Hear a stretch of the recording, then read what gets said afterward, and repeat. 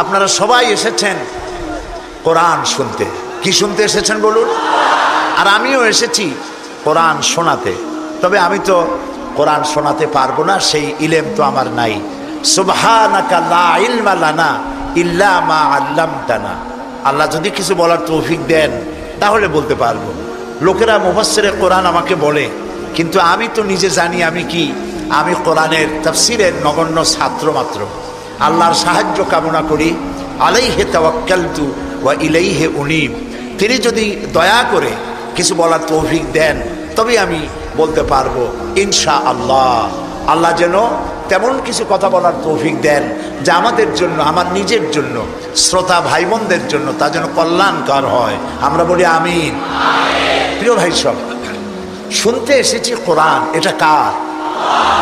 একটু লক্ষ্য করুন তো। কোরআন হচ্ছে একটি মুজিজার নাম। এটি নবী করিম সাল্লাল্লাহু আলাইহি সাল্লামের জীবনে 3 সহস্রাধিক মুজিজা সংগঠিত হয়েছিল। তার মধ্যে শ্রেষ্ঠ মুজিজা হচ্ছে কোরআন। এই কোরআনের অনেক মুজিজা আপনারা শুনেছেন। আমি আজকে মুজিজা আপনাদেরকে দেখাতে চাই। শুনবেন না দেখবেন? মানুষে বলে যে দেখতে পারলে শোনে কেডা, তো আমি মুজিজা আপনাদেরকে দেখাই। এরকম একটি সমাবেশ করতে হলে যে কোনো রাজনৈতিক দলের লক্ষ লক্ষ টাকা খরচ করা লাগবে, এটা ঠিক কিনা? কিন্তু এখানে ওই পরিমাণ টাকা খরচ হয়নি। খুব কম খরচে এই মানুষগুলি এখানে একত্রিত হয়েছে। মৌচাকের মতো মধুমক্ষিকেরা। এ কোরআন হচ্ছে মৌচাক, আর এর থেকে মধু আহরণ করতে এসেছে সব মৌমাছিরা। তারপরে সমাবেশ হলে, রাজনৈতিক সমাবেশ, চতুর্দিকে পুলিশ আর বিডিআর দাঁড়াইয়া বসাইতে এত চেষ্টা করে, তাও বসতে চায় না। যদিও বসে, চিনাবাদাম চাবায়, সিগারেট টানে, এদিক ওদিক তাকায়। কিন্তু লক্ষ্য করুন তো, কোনো পুলিশ বলতেছে বসেন বসেন? কোনো বিডিআর কাউকে পিটাইতেছে? কেউ চিনাবাদাম চাবাইতেছে? শুধুমাত্র কোরআনটা শুনতে আসছে। কোরআনটা শুনতে আসলে যদি এই শৃঙ্খলা, এই শান্তি, এই নিরাপত্তা যদি চোখের সামনে দেখা যায়, তাহলে এই কোরআনের আইন যদি দেশে চালু হয় তাহলে দেশটা জান্নাতের মতো হয়ে যাবে। এটাই কোরআনের চিরন্তন মুজিজা। সুবহানাল্লাহ বলি আমরা। প্রিয় ভাই সব, আমি ছোট্ট একটি ভূমিকা দেব, তারপরে আলোচনায় চলে যাব। আমি আপনাদেরকে দীর্ঘক্ষণ কষ্ট দেব না ইনশাআল্লাহ। কোরআন আল্লাহর বাণী। এর মধ্যে যা আছে সব কথাগুলি কার? একটি কথাও মানুষের তৈরি করা নয়। এর বিসমিল্লাহ থেকে শুরু করে সূরা নাস পর্যন্ত সবটা কার? নাজিল করেছেন তিনি, এবং এটি একজন ফেরেশতার মাধ্যমে নবীদের কাছে এসেছে। ফেরেশতা নাম কি আপনারা জানেন? সবাই জানেন, হযরতে জিবরাইল আলাইহিস সালাম। তার মাধ্যমে এগুলি নবীদের কাছে, নবী করিম সাল্লাল্লাহু আলাইহি সাল্লামের কাছে নাজিল হয়েছে। একদিনে হয় নাই, সময় লেগেছে কয় বছর? 23 বছর। তখন তো প্রেস ছিল না, টেলেক্স নাই, ফ্যাক্স নাই, কম্পিউটার নাই, রেডিও নাই, টেলিভিশন নাই। নবী করিম সাল্লাল্লাহু আলাইহি সাল্লাম মুখস্থ করেছেন, টেপ রেকর্ডার ছিল না, নিজে মুখস্থ করেছেন। আর শক্ত হাড্ডি, চামড়া, কাঠ এবং সেই সময় যে সব কাগজ পাওয়া গেছে মোটা, ওর উপরে লিপিবদ্ধ করতে বলা হয়েছে। রাসূলের ভয় ছিল যে কোরআনের একটি আয়াত, একটি জের জবর যেন ছুটে না যায়, সেজন্য নিজে মুখস্থ করার জন্য খুব তাড়াহুড়ো করতেন, জিহ্বা নাড়াচাড়া করতেন। আল্লাহ দেখলেন রাসূলের খুব কষ্ট হচ্ছে। আল্লাহ রাব্বুল আলামিন কোরআনে কারীম মুখস্থ করতে রাসূলের কষ্ট হচ্ছে, এটি দেখে বললেন, লা তুহাররিক বিহি লিসানাকা লিতাজালা বিহি। ও নবী, কোরআনে কারীম মুখস্থ করার জন্য আপনার জিহ্বা এত নাড়াচাড়া করার কোনো প্রয়োজন নাই। আমার জিবরাইল যখন আপনার প্রতি কোরআন অবতীর্ণ করবে, আপনি তখন তার সাথে একবার মাত্র উচ্চারণ করবেন। আপনার সিনার ভিতরে গোটা কোরআন শরীফ মুখস্থ করায় দেওয়ার মালিক আমি আল্লাহ। আমি আপনার মুখস্থ করায় দেব। আপনি তো লিখতে পড়তে জানেন না, নামও সই করতে পারেন না। আমি আপনাকে মুখস্থ করার তৌফিক দেব। আপনি তেলাওয়াত করতে পারবেন, সে তৌফিক দেব। আর তেলাওয়াত করে মানুষকে বুঝাইতে পারবেন, সে তৌফিকও আপনাকে আমি দান করব। নবী করিম সাল্লাল্লাহু আলাইহি সাল্লাম কোরআন মুখস্থ করতেছেন। আর ইসলাম প্রচারের সব থেকে বড় হাতিয়ার হচ্ছে এই কোরআন। এই কোরআন তিনি তেলাওয়াত করতেছেন, কোরআনের তেলাওয়াত শুনে লোকেরা পাগল হয়ে যাচ্ছে। সুবহানাল্লাহ বলেন। কোরআন কি সুন্দর! আপনি যদি তাড়াতাড়ি পড়েন মনে হবে যেন আপনি প্রবন্ধ পড়ছেন, আর যদি থেমে থেমে পড়েন মনে হবে যেন কবিতা পড়তেছেন। এত সুন্দর মিল, এর গতিময় ছন্দ, এর সাবলীল প্রাঞ্জল ভাষ্য এবং এর গতিশীলতা, এর বাচনভঙ্গি, এর শব্দ বিন্যাস কিয়ামত পর্যন্ত সকল সাহিত্যকে নিচে ফেলে দিয়ে কোরআনের এই সাহিত্যিক মান কিয়ামত পর্যন্ত সর্বোচ্চে থাকবে, এর কাছেও কেউ ভিড়তে পারবে না। এই জন্য নবী করিম সাল্লাল্লাহু আলাইহি ওয়াসাল্লাম বলেছেন, লা তুহসা আজাইবুহু ওয়ালা তুবলা গারাইবুহু। এই কোরআন কোনোদিন পুরাতন হবে না, এই কোরআন কোনোদিন জীর্ণ হবে না, এর আশ্চর্যকারিতা এবং বিস্ময়কারিতার কোনো শেষ হবে না। ফিহে মাসাবিহুল হুদা, এটি হচ্ছে কোরআন হচ্ছে হেদায়েতের মশাল, ও মানারিল হিকমা, এবং এটা হচ্ছে বিজ্ঞানের সুউচ্চ মিনার। এই যে বিজ্ঞানের আবিষ্কার হচ্ছে, বিজ্ঞানের আবিষ্কার যত বাড়বে কোরআন বোঝা তত সহজ হবে। সুবহানাল্লাহ। নবীজি কোরআন তেলাওয়াত করছেন আর অমুসলিমরা ইসলাম কবুল করে চলছে।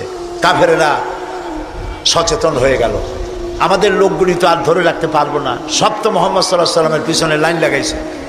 তখন তারা হযরত ওমরকে লাগিয়ে দিল যে এই লোকটাকে যেখানে পাওয়া যায় সেখানে মারো। হযরত ওমর রাদিয়াল্লাহু তাআলা আনহু তখন জাহিল, তিনি কাফের ছিলেন, মারার জন্য নেমে গেলেন। কোথায় পাওয়া যায় খুঁজতে খুঁজতে জানা গেল যে তিনি মসজিদে হারামে নামাজ পড়ছেন। পেছনে গিয়ে ওমর দাঁড়িয়েছেন, অপেক্ষা করছেন যে ঠিক আছে নামাজ পড়তেছে, নামাজ পড়াটা শেষ হোক, তারপরে আচ্ছা তরে দেখব। নবী করিম সাল্লাল্লাহু আলাইহি ওয়াসাল্লাম নামাজের মধ্যে তেলাওয়াত করতেছেন জোরে জোরে। এখন আপনারা বুঝুন, এ কোরআন শরীফ হচ্ছে আল্লাহ, তেলাওয়াত করছেন যার উপরে নাজিল হয়েছে তিনি। এখন শুনতে কত মজা হচ্ছে। হযরত ওমর তিনি বলছেন যে আমি মনে মনে ভাবলাম যে মুহাম্মদ সাল্লাল্লাহু আলাইহি ওয়াসাল্লামকে এইসব কথা জেনে শিখায়। উনি তো কোনো স্কুল কলেজে যায় নাই, মাদ্রাসায় যায়নি, কই পান এত সুন্দর সুন্দর কথা, নিশ্চয়ই জেনে শিখাচ্ছে।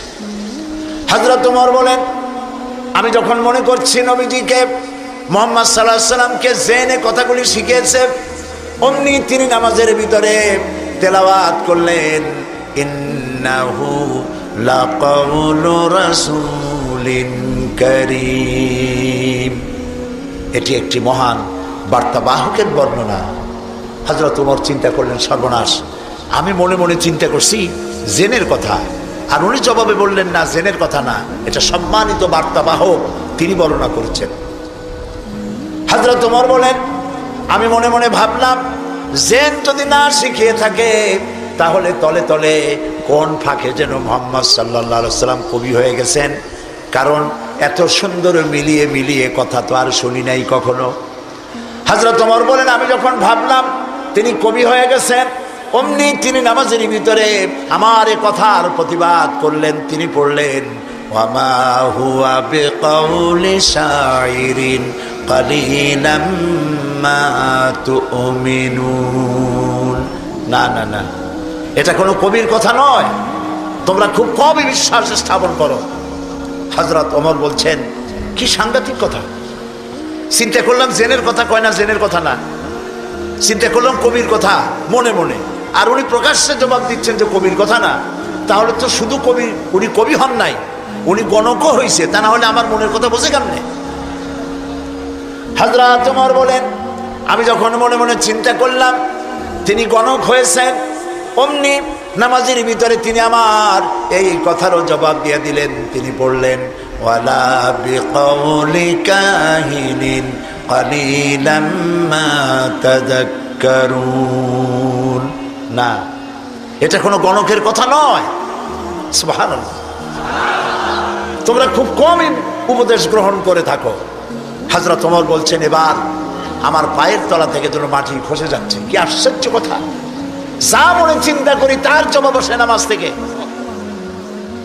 এটা জেনের কথা না, এটা কবির কথা না, এটা গণকের কথা না, তবে এটা কি? বিরাট এক জিজ্ঞাসাবোধক চিহ্ন আমার সামনে ঘুরপাক খাচ্ছে, তবে এটা কি? হযরত ওমর বলেন, আমি যখনই চিন্তা করলাম তবে এটা কি, অমনি রাসূল নামাজের ভিতরে আমার সে কথার জবাব দিয়ে দিলেন। তিনি পড়লেন, তানজিলুম মির রাব্বিল আলামিন। এটি হচ্ছে আল্লাহ রাব্বুল আলামিনের নাজিলকৃত কিতাব। হযরত ওমর বলছেন, আমার মনে হচ্ছিল যেন ইসলাম তার সব শক্তি নিয়ে তার শেকড় শুদ্ধ আমার কলিজার মধ্যে গেড়ে বসতেছে। কোরআন এক বৈপ্লবিক পরিবর্তন এনেছিল তদানীন্তন সমাজের মধ্যে। যারা চোর ছিল, ডাকাত ছিল, রাসূলুল্লাহ মেসমেরিজম করেন নাই, জাতিকে হিপনোটাইজ করেননি। গোটা জাতি চোর, ডাকাত, জেনাকার, বদমাশ, সন্ত্রাসী, সুদখোর, গোটা জাতির মধ্যে একটি বিরাট পরিবর্তন এসে গেল। যারা ছিল চোর, যারা ছিল ডাকাত, তারা মানুষের সম্পদের পাহারাদার হয়ে গেল। সুবহানাল্লাহ বলবেন না? যারা নারীর সতীত্বের জম ছিল, তারা নারীর সতীত্বের সংরক্ষণকারী হয়ে গেল। যারা যারা সুদভিত্তিক অর্থনীতি দিয়ে গোটা সমাজের সম্পদকে কক্ষিগত করেছিল, তারা কোরআনের সংস্পর্শে এসে সারা জীবনের সঞ্চিত সব সম্পদ অবারিত উন্মুক্ত হস্তে গরিব জনসাধারণের জন্য দুহাতে বিলায় দিতে লাগলো। এটি বিরাট পরিবর্তন আসলো। সেই পরিবর্তন আনার পেছনে কাজ করেছে যে কিতাবখানা, সেই কিতাবের নাম কোরআন। বলেন জোরে, কোরআন। এই কোরআন শরীফকে আল্লাহ তাআলা হেফাজত করার দায়িত্ব নিয়েছেন। বেদ বলেন, বাইবেল বলেন, সমস্ত ধর্মীয় পুস্তকগুলি উল্টাপাল্টা হয়ে গিয়েছে, কোনোটার অরিজিনালিটি নাই। আপনি চ্যালেঞ্জ করতে পারেন বুক ফুলাইয়া, বর্তমান বিশ্বে খ্রিস্টানদের কাছে যে বাইবেল আছে, লুক, যোহন, মার্ক, মথি, scripture, New Testament, Old Testament বলতে যা কিছু বুঝায়, ওদের কাছে আল্লাহর কিতাব বলে তারা যে দাবি করে, চ্যালেঞ্জ হয়েছে বর্তমান যুগে খ্রিস্টানদের কাছে যে বাইবেল আছে এর মধ্যে একটি ওয়ার্ডও আল্লাহর নয়, সব তাদের বানানো। এই চ্যালেঞ্জের মোকাবেলা খ্রিস্টান জগৎ করতে পারে নাই। কিন্তু কোরআন শরীফ সম্পর্কে এই কথা কেউ বলতে পারবে না যে একটি অক্ষরও মানুষের তৈরি করা। সুবহানাল্লাহ। এটিকে হেফাজত করেছেন কে? আল্লাহ রাব্বুল আলামিন বলেন, ইন্না নাহনু নাযালনা যিকরা ওয়া ইন্না লাহু লাহাফিজুন। কোরআন নাজিল করেছি আমি, আর সংরক্ষণের দায়িত্ব আমি আল্লাহ আমার নিজ হাতে গ্রহণ করেছি। সুবহানাল্লাহ। কোরআন হেফাজতের ব্যবস্থা দেখুন, আল্লাহ তাআলা কোরআন হেফাজত করেছেন। সিন্ধুকের ভিতরে করেন নাই, তাহলে পোকামাকড়ে খাইতে পারতো, নষ্ট করে ফেলতে পারতো। ব্যাংকের লকারে রাখেন নাই, লোহার সিন্ধুকে রাখলে এটা ড্যাম হতে পারত, এটা ফাঙ্গাস পড়তে পারত, এটা নষ্ট হয়ে যেতে পারত। আল্লাহ তাআলা হেফাজতের এমন ব্যবস্থা করলেন যা পৃথিবীর কোনো জাতির ধর্মীয় গ্রন্থকে হেফাজতের এই ব্যবস্থা নাই। সেটা কি?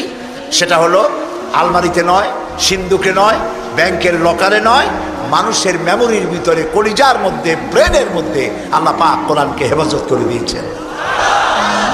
এমন জায়গায় রেখেছেন যেখান থেকে ফাঙ্গাস পড়া অথবা পোকামাকড় ঢুকে, তেলাপোকা, উই পোকা, সার পোকা ঢুকে নষ্ট করবে এমন কোনো সম্ভাবনা নাই। চুরি হবে, ডাকাতি হবে, পরিবর্তন হবে এমন কোনো সুযোগ নাই। কোরআন মানুষকে মুখস্থ করা আল্লাহ সহজ করেছেন। সুবহানাল্লাহ। সূরা কামার, সূরা কামারের মধ্যে আল্লাহ রাব্বুল আলামিন 4 বার বলেছেন, ওয়ালাকাদ ইয়াসসারনাল কুরআনা লিযিকর ফাহাল মিন মুদ্দাকির। অবশ্যই কোরআন মুখস্থ করার জন্য আর বোঝার জন্য আমি আল্লাহ মানুষের কাছে সহজ করে দিয়েছি। সুবহানাল্লাহ। মানুষ এখন মুখস্থ করতেছে। কোরআন যারা মুখস্থ করছে তাদের সংখ্যা, এক জরিপে জানা গেছে সারা পৃথিবীতে কোরআন যারা মুখস্থ করেছে তাদের সংখ্যা 5 কোটি ছাড়াই গেছে। ময়মনসিংহে হাফেজ নাই, আছে সর্বত্র। সেবার লন্ডনে এক মাদ্রাসায় আমাকে দাওয়াত করা হলো, হেফজখানা। যারা মুখস্থ করেছে কোরআন তাদের মাথায় পাগড়ি পরাবার জন্য। এখন মাদ্রাসা মুখস্থ করা, কোরআন মুখস্থ করা মাদ্রাসা লন্ডনে হয়েছে। আলহামদুলিল্লাহ। কোন ইসলাম ডুবাই দেবো, মিটাই দেবো, যতই চিল্লা, এটা বন্ধ করার ক্ষমতা পৃথিবীর কোনো মানুষের নাই। এটা বন্ধ করার ক্ষমতা বুশের নাই, বুশের বাপেরও নাই। সুবহানাল্লাহ বলে। প্রিয় ভাই সব, সেই ইংল্যান্ডে আজ আর নাই যে ইংল্যান্ডে এখন থেকে 150 বছর আগে মাত্র একটা মসজিদ ছিল। সেই ইংল্যান্ডে এখন মসজিদের সংখ্যা 8000 ছাড়াই গেছে। কেমনে বন্ধ করবা ইসলাম? ফেরাউন যত চেষ্টা করছে মুসারে আসতে দেবে না। আল্লাহ মুসা আলাইহিস সালাম নিয়ে ফেরাউনের ঘরেই লালন পালন করছে, ঠিক কিনা? তো সেই মাদ্রাসার ছাত্রদেরকে মাথায় পাগড়ি পড়াতে পড়াতে 10-12 দিন ছেলে, ছোট্ট একটা ছেলে আসছে এতটুকু স্যার। আমি জিজ্ঞেস করলাম এ কি? আমি মনে করছি সে বোধহয় আন্দাজে আসছে পাগড়ি নেওয়ার জন্য। তাই বললাম এ কি? বলে যে এর মাথায় তো পাগড়ি দিবেন কেন? কয় যত হাফেজ। আশ্চর্য, কত বয়স কত? কয় 7-7.5 বছর হবে। সুবহানাল্লাহ, আমার চোখে পানি এসে গেল। আমার কাছে মনে হলো যেন আল্লাহ তাআলা প্রশান্ত মহাসাগরকে একটা ঝিনুকের মধ্যে আল্লাহ তাআলা ঢুকাই দিয়েছে। কোরআনের হেফাজতের মালিক কে? আরো জোরে বলুন। তিনি হেফাজতের দায়িত্ব নিয়েছেন। এখন এই কোরআন থেকে আমি কিছু কথা আলোচনা করতে চাই স্বল্প সময়ের মধ্যে। আলোচনা করব সেই জায়গা দিয়ে যেই জায়গাটি থেকে আলোচনা করলে পরে আমাদের আকীদাগ্রস্ত হয়ে যাবে। আল্লাহ তো সংখ্যা বেশি চান না, আল্লাহ চান কোয়ালিটি। কোয়ান্টিটির প্রয়োজন না, কোয়ালিটির প্রয়োজন। 313 জন মুসলমান দিয়ে যা হয়েছে, আজকে পৃথিবীতে 150 কোটি মুসলমান দিয়ে তা হচ্ছে না, ঠিক কিনা বলেন? সত্য কিনা? এমন সময় তো ছিল যখন মুসলমানেরা একটা খেজুর ছিঁড়ে ছিঁড়ে 8-10 জন দাঁতে লাগাইয়া চাবাইছে। এক গ্লাস পানি অনেকজন মানুষের ঠোঁট ভিজিয়ে তারপরে লড়াই করেছেন। এরপরে গোটা পৃথিবীর অর্ধেকটা পৃথিবী মুসলমানদের পায়ের উপরে চুমো খেয়েছে। আজ মুসলমানের সংখ্যা বেড়েছে কিন্তু কোয়ালিটি বাড়ে নাই। কোয়ালিটি বাড়াবার জন্য ফাউন্ডেশন হচ্ছে তাওহীদ, তাওহীদে বিশ্বাস, শিরক থেকে বাঁচা আর তাওহীদে বিশ্বাস স্থাপন করা। এই আকীদা যদি মজবুত না হয় তাহলে আমাদের সংখ্যা যতই বাড়ুক, কাফের এবং দুশমনদের সামনে আমরা হেয় প্রতিপন্ন, লাঞ্ছিত হতে বাধ্য হব। সেই জন্য আমি আপনাদের সামনে একটি জায়গা থেকে আলোচনা করতে চাই। তার আগে শয়তানের ওয়াসওয়াসা থেকে পানাহ চেয়ে নিতে হবে, কারণ শয়তান চায় না যে আমরা আল্লাহর কথা শুনি। শয়তান কি চায়? সেজন্য আল্লাহ তাআলা বলেছেন কোরআন তেলাওয়াতের সময় শয়তানের ওয়াসওয়াসা থেকে আমার কাছে পানাহ চেয়ে নিও। আপনারা সবাই বিতাড়িত মরদুদ শয়তানের ওয়াসওয়াসা থেকে পানাহ চাই। পরম করুণাময় আল্লাহর নামে শুরু করছি। সূরা লোকমান, 2য় রুকু। ওয়ালাকাদ আতাইনা লুকমানাল হিকমাতা আনিশকুর লিল্লাহ ওয়া মান ইয়াশকুর ফাইন্নামা ইয়াশকুরু লিনাফসিহি ওয়া মান কাফারা ফাইন্নাল্লাহা গানিয়্যুন হামিদ। وإذ قال لقمان لابنه وهو يعظه يا بني لا تشرك بالله إن الشرك لظلم عظيم। সাদাকাল্লাহুল আযীম। দুটি আয়াত আমি আপনাদের সামনে তেলাওয়াত করেছি। অর্থ হচ্ছে, আর অবশ্যই আমি লোকমানকে জ্ঞান দান করেছি এবং তাকে বলেছি যে তুমি আল্লাহর প্রতি কৃতজ্ঞ হও। ওমাই ইয়াশকুর ফাইন্নামা ইয়াশকুরু লিনাফসি, আর যে ব্যক্তি কৃতজ্ঞ হয় সে তার নিজের জন্যই কৃতজ্ঞতা প্রকাশ করে। ওমান কাফারা, আর যে ব্যক্তি অকৃতজ্ঞ, ফাইন্নাল্লাহা গানিয়্যুন হামিদ, আর জেনে রেখো আল্লাহ তাআলা কারো কৃতজ্ঞতার, কারো প্রশংসার মুখাপেক্ষী নন।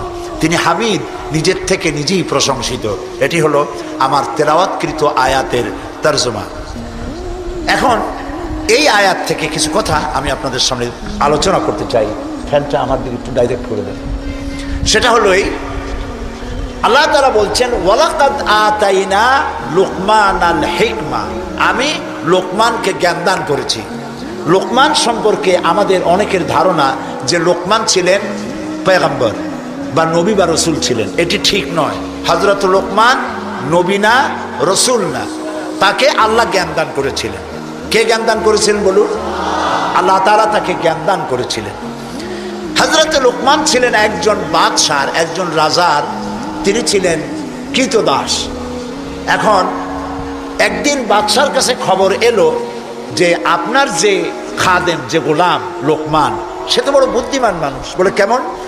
যেখানেই যায় উট ভেড়া ছাগল ইত্যাদি তো পালে, তো যখন যেখানে যায় উট ভেড়াগুলো ছেড়ে দিয়ে তারপরে এক জায়গায় বসে, আর সব রাখালরা তার চারদিকে এসে বসে যায়, আর উনি জ্ঞানপূর্ণ কথা বলে।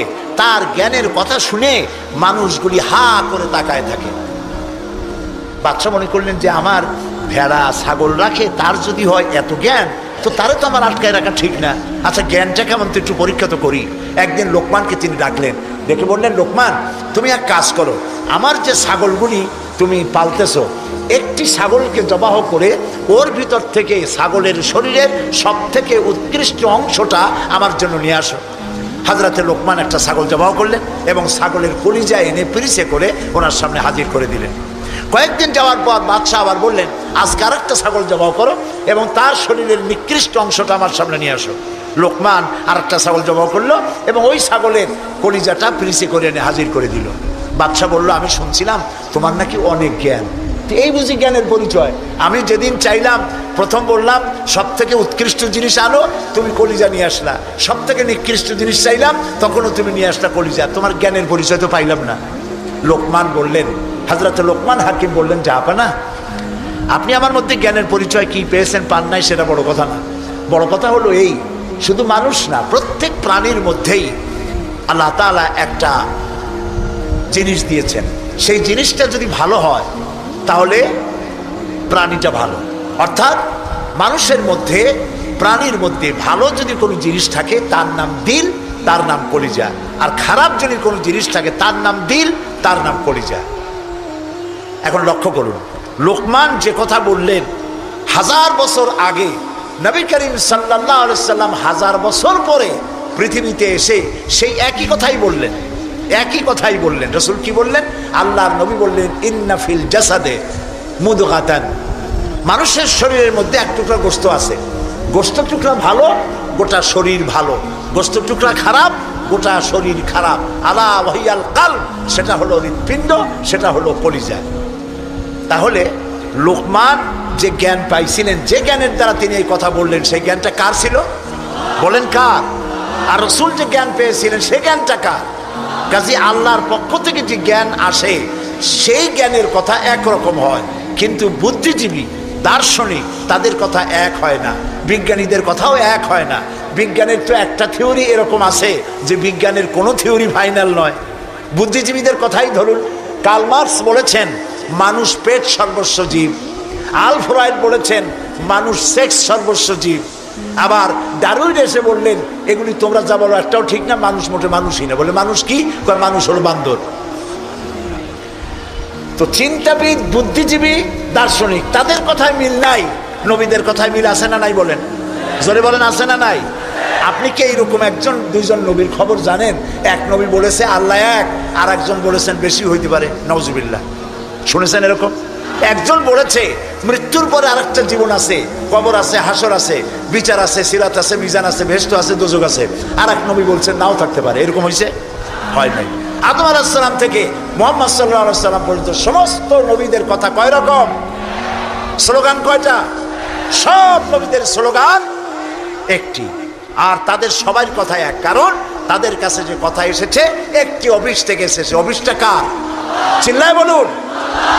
সমস্ত নবীদের স্লোগান এক ছিল। আদম আলাইহিস সালাম থেকে শুরু করে বিশ্ব নবী মুহাম্মদ রাসূলুল্লাহ সাল্লাল্লাহু আলাইহি ওয়াসাল্লাম পর্যন্ত সব নবীদের স্লোগান ছিল লা ইলাহা ইল্লাল্লাহ, লা ইলাহা, লা ইলাহা ইল্লাল্লাহু মুহাম্মাদুর রাসূলুল্লাহ। সুতরাং দেখা গেল আল্লাহ রাব্বুল আলামিনের থেকে জ্ঞান যারা পায় তাদের কথার মধ্যে কোনো বৈপরীত্য হয় না। হযরতে লোকমান বললেন, এই যে কলিজার কথা, দিল, কালব, হার্ট, এটা ভালো, সব শরীর ভালো। এটা খারাপ, সব খারাপ। মন যদি ভালো হয় হাত ভালো কাজ করবে। বলেন ঠিক কিনা? হাত ওজনে কম দেবে না। মন ভালো, ওজনে কম দেবে না। হাত খাদ্যে ভেজাল দেবে না, জমিনের আইল ঠেলবে না, পরনারী স্পর্শ করবে না। সুবহানাল্লাহ বলেন। আর মন যদি খারাপ হয়, চোখ শুধু খুঁজে বেড়াবে মেয়ে লোক কোথায়, পাও খুঁজে বেড়াবে খারাপ জায়গা কোথায়, হাত খুঁজে বেড়াবে খারাপ জিনিস কোথায়, ঠিক কিনা? মন ভালো, সব ভালো। এই দিল আবার তিন প্রকার হয়। দিল কয় প্রকার? তিন প্রকার। কোরআন থেকে বলছি, দিল তিন প্রকার: সুস্থ দিল, অসুস্থ দিল, মৃত্যু দিল। এই তিন প্রকারের দিল। এখন আসুন অ্যানালাইসিসের মাধ্যমে আমরা দেখি আমাদের কোন দিল। সুস্থ দিল কাকে বলে? আল্লাহ রাব্বুল আলামিন বলেন, আল-ইয়াওমা লা ইয়ানফাউ মালুন ওয়ালা বানুন ইল্লা মান আতাল্লাহা বিকলবিন সালিম। এটি হলো সুস্থ দিল। সেই কিয়ামতের দিনে মাল, ধন, সন্তান, সন্ততি কোনো কাজে আসবে না, শুধু উপকারে আসবে প্রশান্ত আত্মা নিয়ে। কেউ যদি প্রশান্ত কাল্ব নিয়ে কেউ যদি আল্লাহর দরবারে উপস্থিত হয়, সেই দিলটা কাজে লাগবে। এটা হলো সুস্থ দিল। অসুস্থ দিল কোনটা? ফি কুলুবিহিম মারাদুন ফাযাদাহুমুল্লাহু মারাদা। তাদের দিলের মধ্যে ছিল একটি রোগ, সেই রোগকে আল্লাহ আরো বৃদ্ধি করে দিলেন। অসুস্থ দিলের নমুনা কি? ওয়াজ ভালো লাগে, সিনেমাও খারাপ লাগে না, মসজিদও ভালো লাগে, কীর্তনও খারাপ লাগে না। এই যে দুইটা ভালো লাগে, এটি হলো অসুস্থ দিল। এটার নাম কি? আছেন আমাদের সমাজে, কয় যে হুজুর ওয়াজ শুনতে খারাপ লাগে না, কিন্তু গান যখন শুনি তাও মজা লাগে। মসজিদও ভালো লাগে, সিনেমাও খারাপ লাগে না। আছেন এরকম লোক? আছে। এটা কেন? এটা হলো এই জন্য যে ইমানের মধ্যে জং ধরে গেছে।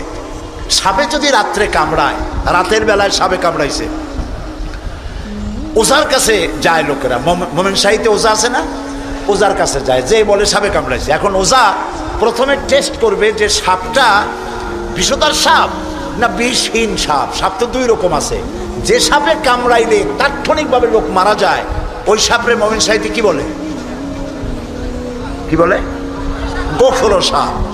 আর যেটা দেখতে খুব রং ছং মোটা টোটাও আছে, কিন্তু কামড়াইলে কিছু হয় না, ওইটা কি? জোড়া সাপ। এখন জোড়া সাপ না গোখরো সাপ কামড়াইলো কোনটায়? দেখে তো নাই। এটা বোঝার জন্য ওঝা করে কি, সাপে দংশিত ব্যক্তির জিহ্বায় উপরে লবণ এবং ঝালওয়ালা মরিচ এগুলো দিয়ে দেয় জিহ্বার মধ্যে। যদি সে বলে পানি পানি লাগে, যত মরিচ দেয় তত কয় পানি পানি লাগে, তাহলে বুঝতে হবে বিষধর সাপে দংশন করেছে। আর যদি সে বলে যে ঝাল লাগতেছে, লবণ লাগতেছে, তাহলে বুঝতে হবে যে ডোরা সাপে কি করছে? দংশন করেছে। এটি হলো সাপ যদি বিষধর হয়, তো বিষধর সাপের বিষে সর্বপ্রথম যে কাজটা করে সেটা হলো জিহ্বার স্বাদকে নষ্ট করে দেয়। মানুষের ইমানের জন্য সব থেকে বিষাক্ত সাপ হলো শয়তান।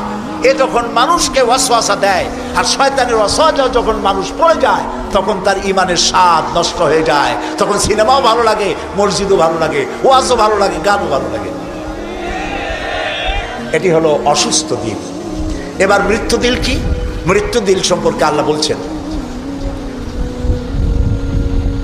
ওয়ালাকাদ যারানা লিজাহান্নামা কাসীরাম মিনাল জিন্নি ওয়াল ইনস লাহুম কুলুবুন লা ইয়াফকাহুনা বিহা।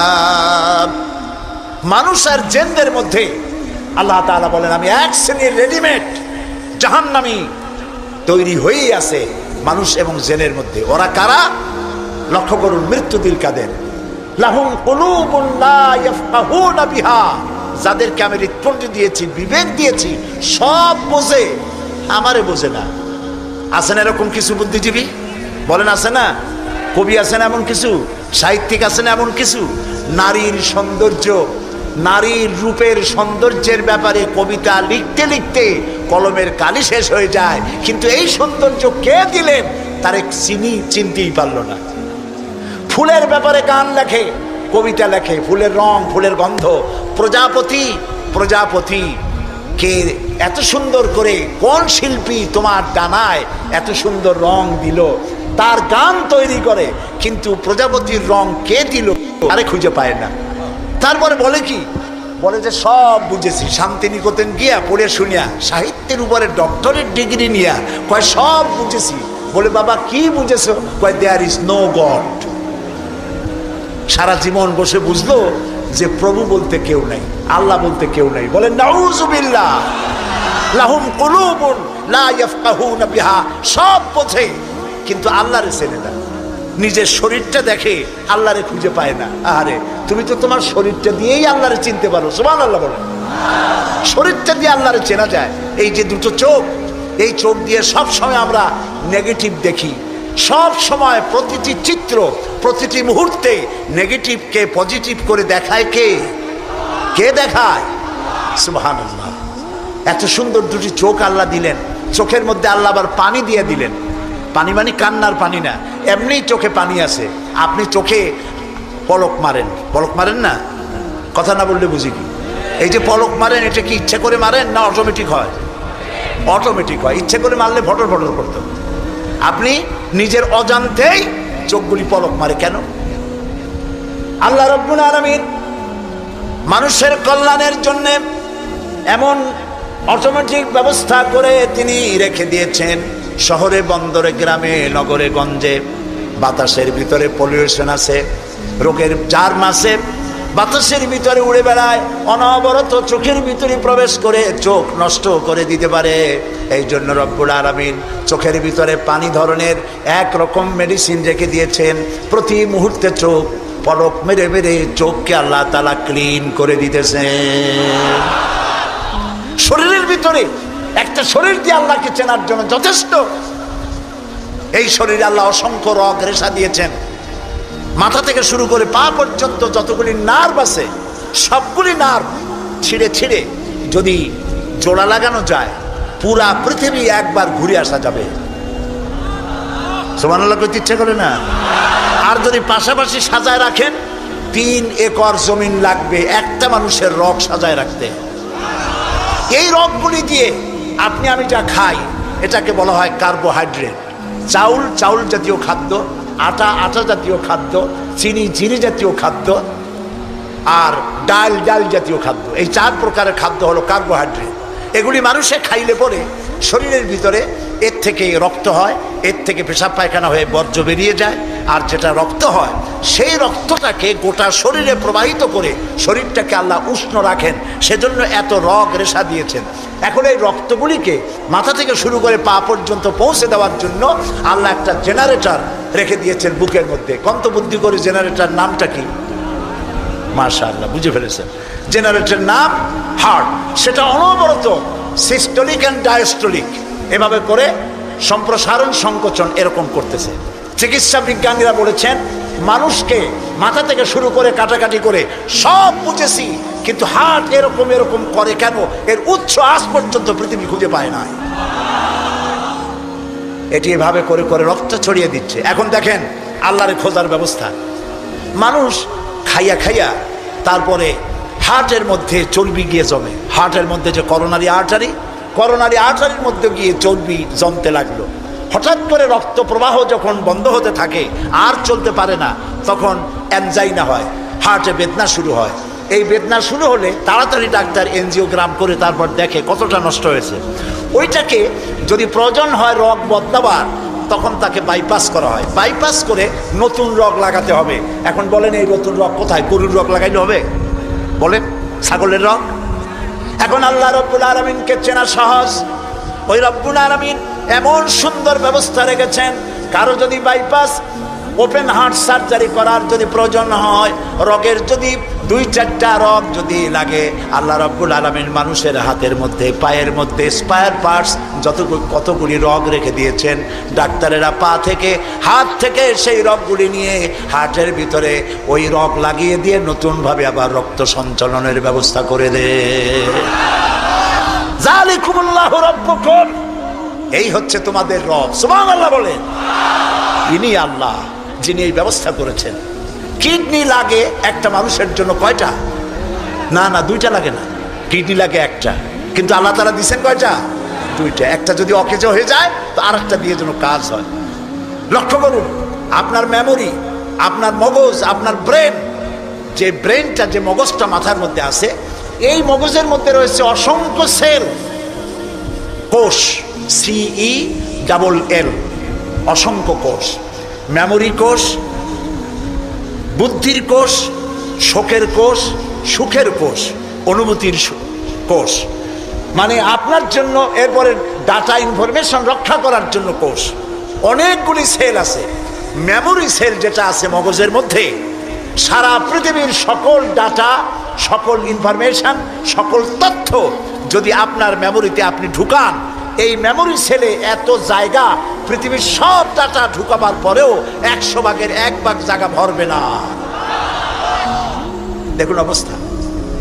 আপনি বসে আছেন চেয়ারে, অফিসে কাজ করছেন, হঠাৎ করে অনুভব করলেন কে যেন জামা গেঞ্জি ফুটো করে আপনার পিঠের মধ্যে নিডেল ঢুকাই দিছে।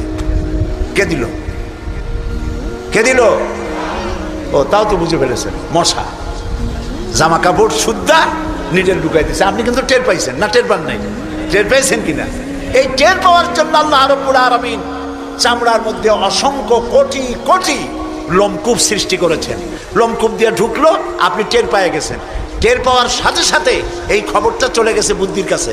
বুদ্ধির একটা সেল আছে না ব্রেনে, আপনার ওই যে মগজের মধ্যে, ওইখানে চলে গেছে খবর যে পিঠের মধ্যে একজন ইনজেকশন করতে গেছে।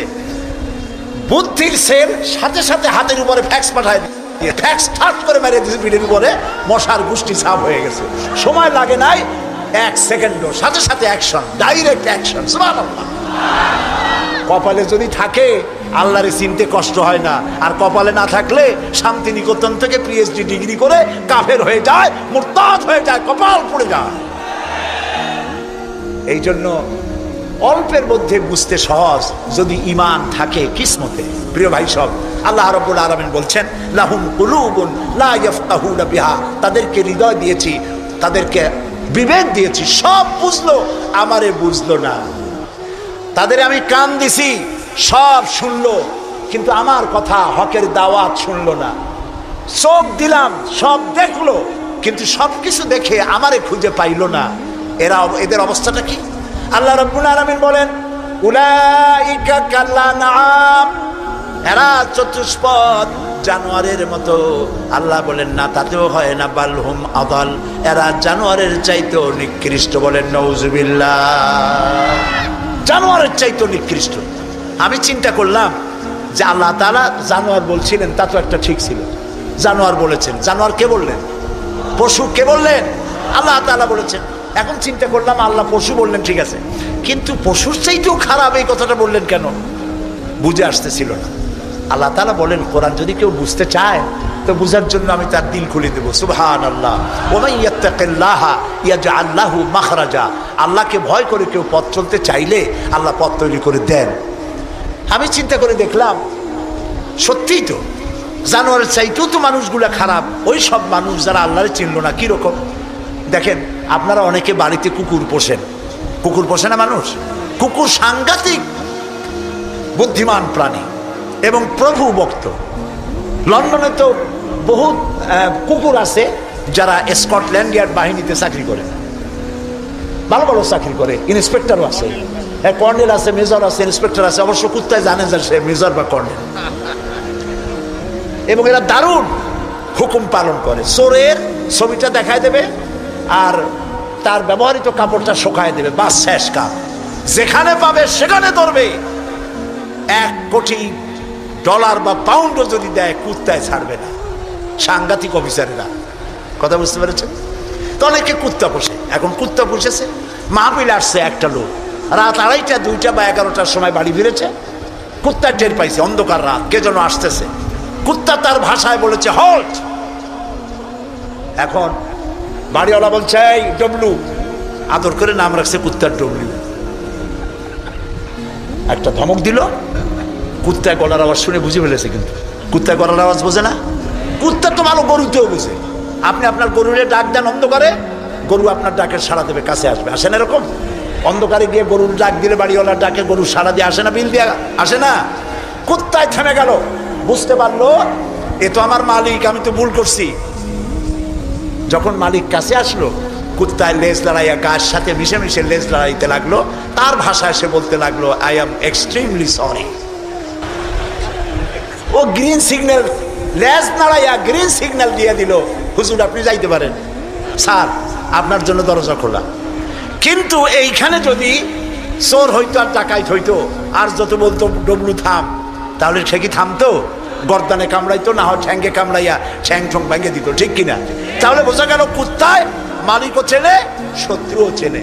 আল্লাহ কয় উলাইকা কাল আনাম, এগুলো জানোয়ারের চাইতে খারাপ, বালহুম আদাল, এই জন্য খারাপ। কুত্তায় তো মালিক চিনলো, দুশ্মনও চিনলো, বন্ধুও চিনলো, এই মানুষগুলি আল্লাহকে চিনলো না, প্রভুকে মালিককে চিনলো না, তাকে অস্বীকার করলো, কুত্তার চাইতেও নিকৃষ্ট। প্রিয় ভাই সব, মানুষের এই তিন প্রকারের দিল, সুস্থ দিল, অসুস্থ দিল, আরেকটি হলো কি দিল? মৃত্যু দিল। সকল প্রকার দিলের একটা চিকিৎসা আল্লাহ কোরআনে করে দিয়েছে, সুবহানাল্লাহ। আল্লাহ রাব্বুল আলামিন বলেন সব হৃদয় জনিত, কাল্ব জনিত রোগের চিকিৎসা হলো আলা বিযিকিরিল্লাহি তাতমাইন্নুল কুলুব। একমাত্র আমার স্মরণ, আমার জিকির, আমার স্মরণ মানুষের অন্তরাত্মাকে ঠান্ডা করে দিতে পারে, কলিজা ঠান্ডা করে দিতে পারে। আমার স্মরণে, আমার জিকিরে, আমার পথ অনুসরণে। প্রিয় ভাই সব, হযরত লোকমান তিনি বলছেন, আল্লাহ তাআলা বলছেন আমি তাকে কি দিয়েছিলাম? জ্ঞান দান করেছিলাম।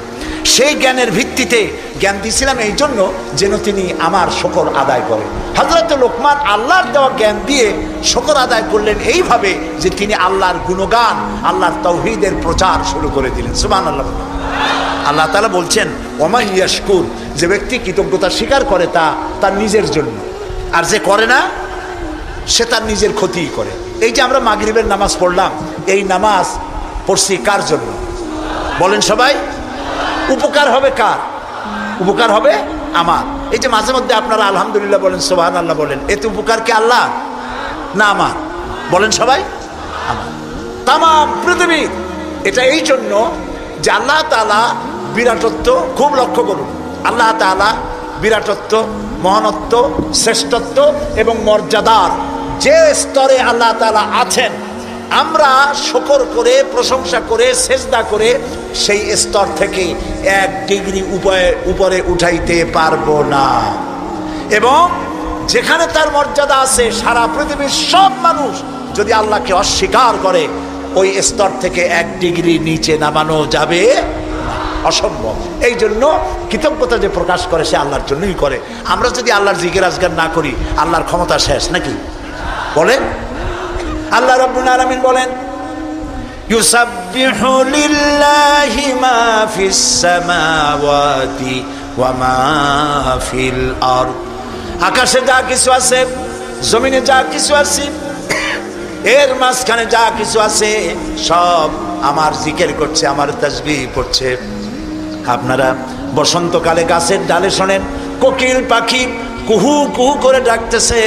আল্লাহ রাব্বুল আলামিন বলেন ওয়ালাকিন লা তাফকাহুনা তাসবিহাহুম, তোমরা ওদের তাসবিহ বোঝো না, তোমরা শোনো কুহু কুহু, আসলে সে ডাকে আল্লাহু আল্লাহু।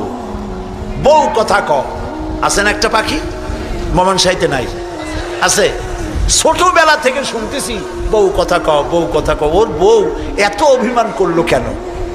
কথা মুঠে কয়ই না।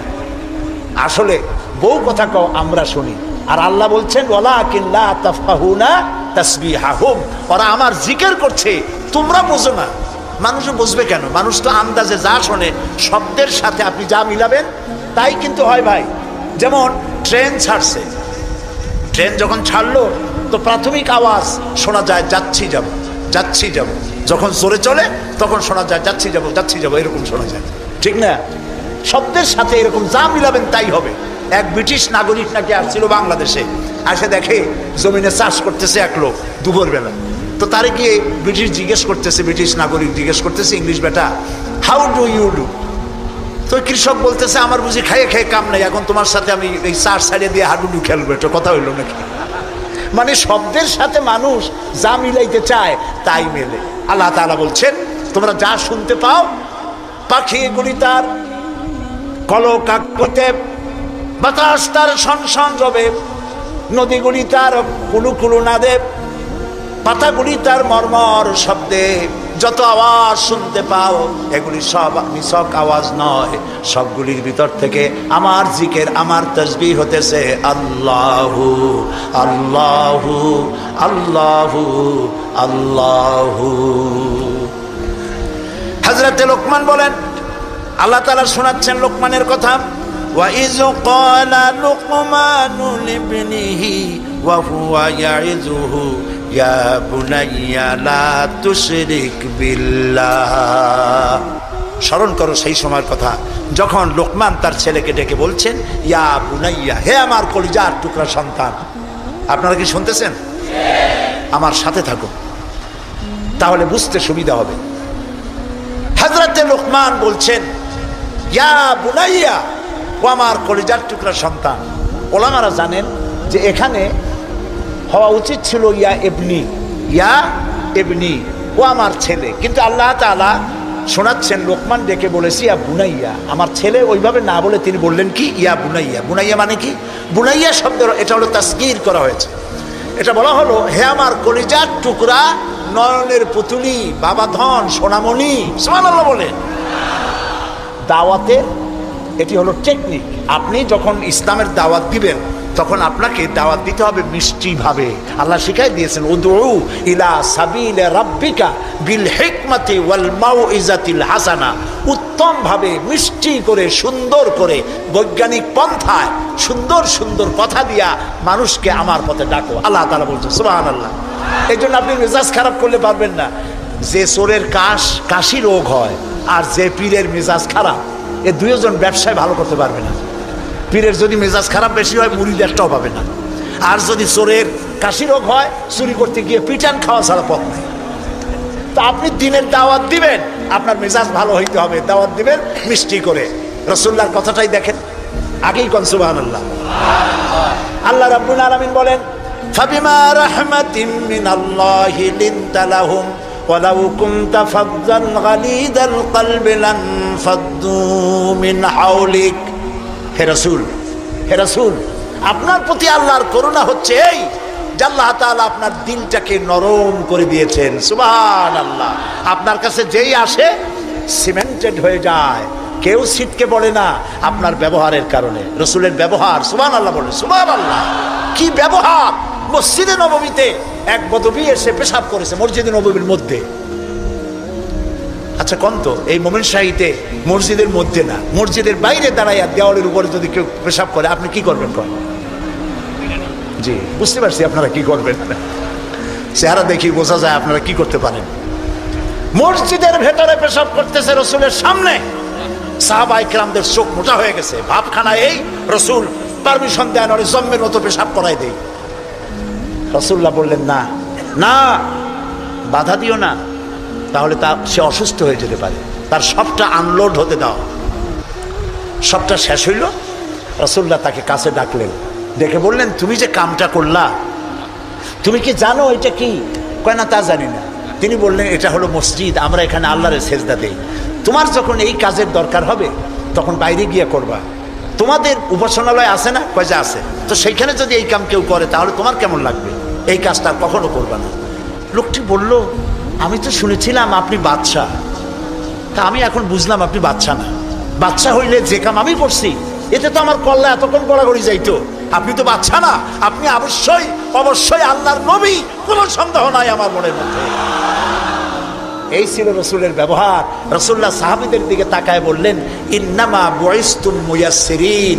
ও সাহাবীরা, আল্লাহ তোমাদেরকে পাঠাইছেন মানুষের কাছে দ্বীনকে সহজ করার জন্য, কঠিন করার জন্য নয়। রাসূলুল্লাহ যখন দাওয়াতের লোক পাঠাতেন বলতেন, ইয়াসসিরু ওয়ালা তুআসসিরু, মানুষকে সহজ করে দ্বীন বুঝাও, কঠিন করে বুঝাইও না।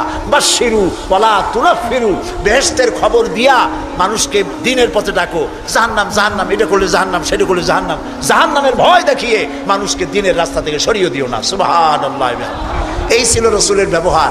তাই মানুষকে দাওয়াত দেওয়ার সময় টেকনিকটা, লোকমানের দাওয়াত ছেলের প্রতি আল্লাহ কত পছন্দ করেছেন। তিনি ডেকে বলছেন, ইয়া বুনাইয়া, ও আমার কলিজার টুকরা, আমার বাবা। আপনি নিজে হাসান মোমেন শাহীদ এমন বখাটে ছেলে, মাথায় উল্লুকের মতো চুল, হাতে ভাল্লুকের মতো নখ, গলায় সোনার চেন, এরকম মোমেন শাহীদে নাও থাকতে পারে। কিছু পোলাপান আছে মাথায় চুল রাখিয়া একটা কেমন কেমন ভাব, তারপরে গলায় মোটা সোনার চেন। পৌষ মাসের শীতেও সামনের 2-3টে বোতাম খুলে থই, লোকেরা যেন বোঝে উনি একখান কিছু ঝুলাইছে। এইরকম ছেলেকে যদি আপনি তো রাগ করে আছেন, ছেলে আপনার কথা শোনে না, যদি ভাত খাওয়ার সময় ডাকেন, সোনামণি বাবা, কলিজার টুকরা, নয়নের পুতুলি, আব্বু একটু কাছে আয়। আরে ও যত বড় খারাপ হোক আপনার পায়ের কাছে চলে আসবে। আপনি ওর কপালে একটা চুমা দেন, ওর গালে একটা চুমা দেন। আব্বু, এই যে তুমি জামা কাপড় পরছো এগুলো মাইকেল জ্যাকসনের জন্য শোভা পায়। তুমি রসুলের উম্মত, মুসলমান মায়ের পেটে আসছো, এটা তোমার জন্য শোভা পায় না। আব্বু, এই কামটা তুমি করো না, আমার অসম্মান হয় সমাজে। এই কথা বললে হাজার রাত ওয়াজ শোনার চাইতে আপনার এই মধুর ডাকে আপনার ছেলেকে হেদায়েত হতে পারে। হযরতে লোকমান এইটা শিখাইছেন, ইয়া বুনাইয়া, ও আমার কলিজার টুকরা সন্তান। নসিহত শুনে মনে হয় যে ছেলে খুব ছোট, কিন্তু আসলে ছোট না। ছোট ছেলের এত বড় নসিহত করা যায় না। নসিহতের গুরুত্ব বুঝে বোঝা যায় ছেলে ছোট না ছেলে বড়। কিন্তু ডেকেছেন তিনি সোনামণি বলে। যেমন আমাদের দেশে খোকা আছে, গেদা আছে। আমাদের বরিশালে পিরোজপুরে বাচ্চা ছেলেদেরকে আদর করে ডাকে গেদা, আর বেশি আদর করলে কয় গেদু। মোমেন সাহিত্যে কি কয়? খোকা কয় না? খোকা খোকা বা গেদা কিছু বলে তো বাচ্চাদেরকে? গেন্দা, গেন্দা, গেন্দা তো আরো মজা। এখন গেন্দা, জি। তো খোকারে ডাক দিল, এই খোকা, গেন্দু, আরে মেহমান আসছে, একটু চাটা নিয়ে আয়। মেহমান মনে করে গেন্দু বুঝি খুব ছোট, গেদা খুব ছোট। গেদা যখন চা নিয়ে আসলো, দেখা গেল গেদা শুধু ছোটই না, শুধু নিজে গেদা না, কয়েক গেদার বাপও। হযরতে লোকমান ছেলেকে আবেগ ভরা মন দিয়ে ডাকতেছেন, ইয়া বুনাইয়া, ও আমার কলিজার টুকরা সন্তান, শোনো, লা তুশরিক বিল্লাহ, আল্লাহর সাথে কাউকে শরীক স্থাপন করো না। জোরে বলেন সুবহানাল্লাহ। প্রথম দাওয়া। আমার উচিত ছিল আমার সন্তানকে এই কথা শেখানো যায়, আল্লাহর সাথে শরীক করবা না। ইন্না শিরকা লা যুলমুন আযীম, শিরক হচ্ছে মস্ত বড় জুলম। কে বলেছে? জুলুম কারে বলে? ওলামারা বুঝবেন। জুলম বলা হয় ওয়াদউশ শাই ফি গায়রি মুহাল্লি, যেখানে যে জিনিস রাখার নয় সেইখানে সেই জিনিস রাখার নাম জুলম। যেমন এই টুপি রাখার জায়গা কোথায়? মাথায়। যদি হাঁটুর উপরে থুই তাহলে টুপির উপরে কি করা হলো? জুলুম করা হলো। নৌকা রাখার জায়গা কোথায় বলেন? সেটা যদি রাস্তার উপরে টানায় থই তাহলে নৌকার উপরে কি করা হয়? জুলুম করা হয়। যে জিনিস যেখানে রাখার ওটা সেখানে রাখতে হবে, উল্টা করলে কি হবে? জুলুম হবে। হযরতে লোকমান বলছেন, ইন্না শিরকা লা যুলমুন আযীম, শিরক হচ্ছে মস্ত বড় জুলম। তাহলে শিরকটা কি? শিরক হলো আল্লাহর কাছে যে সব সাহায্য পাওয়া যায় ওই সব সাহায্য অন্যের কাছে চাওয়া যাবে না। সাহায্য, ওয়াইজা সাআলতা ফাসআলিল্লাহ ওয়াইজা ইসতাআনতা ফাসতাইন বিল্লাহ, ক্বালা নবী সাল্লাল্লাহু আলাইহি ওয়াসাল্লাম। নবী করিম সাল্লাল্লাহু আলাইহি ওয়াসাল্লাম বলেছেন, কিছু চাইতে হলে কার কাছে চাও? অন্যের কাছে চাইলে কি হবে? শিরক হবে। কোনটা একটু বোঝেন। আপনারা বিরক্ত হচ্ছেন না তো? নিতান্ত পেশাব পায়খানার বেগ না হলে মানুষের মধ্য দিয়ে হাঁটবেন না, একটু বলে নিলাম। আমি আপনাদেরকে কাউকে কষ্ট দিতে চাই না। নিতান্ত প্রচন্ড পেশাব পায়খানার চাপ না হলে মানুষের মধ্য দিয়ে হাঁটা ঠিক না। মুসলমানদেরকে কষ্ট দেওয়াও কবিরা গুনার শামিল। তো আল্লাহ তাআলার সঙ্গে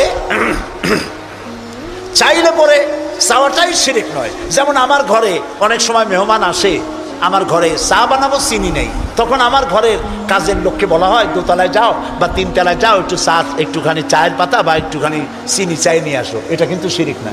আমি বাড়ি বানাইতেছি, টাকায় কুলাইতে পারছি না, আমি দেলোয়ার হোসেন খান জুলু ভাইকে বললাম, ভাই আমরা তো পার্লামেন্টে একসাথে থাকি, আমি তো টাকায় কুলাইতে পারতেছি না, আমার 10 লাখ টাকা দেন। এটা শিরক না। কথা কি বুঝে আসতেছে? কোনটা শিরক? শিরক হলো বিবাহ করেছে 8-10 বছর বাচ্চা হয় না, এই বাচ্চা আপনি কোনো খাজা বাবা কোনো পীরের মাজারে চাইতে পারবেন না। এটার নামই শিরক। আমার অসুখ হয়েছে, আমি রোগ মুক্তির জন্য কোনো পীরের নামে মানত করতে পারি না, হারাম। মানুষের নামে মরা পীর অথবা জীবিত পীর, কোন পীরের নামে মানত এবং তার কাছে আশা পূরণের জন্য যাওয়া জায়েজ নাই, হারাম, হারাম এবং হারাম।